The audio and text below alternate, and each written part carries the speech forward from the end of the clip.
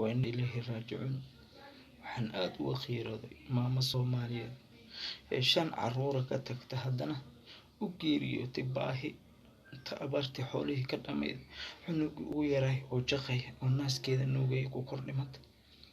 waxaa ciqaab mudan karnaa annaga Soomaali haddana miyaan isku gargaarin midkeeni maanta xoolo haysto waxyaalo kale ayuu ka bixinaya.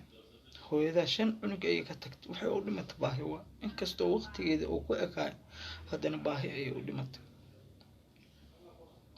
runtii aad ayaan uga naxay. magaalada dad baa isqarxinaya Soomaali, dad baa waxyaalo fisqi ku dhaqmay, qaar baa Facebook TikTokas sirwaalka CB balay isku haay. hooyadaasna baahi ee maanta u geeriyootay ayadoo cunugeeda naas ku hayd ay naftiday iqaabta naga soo gaari karta maxay tahay hooyadaas.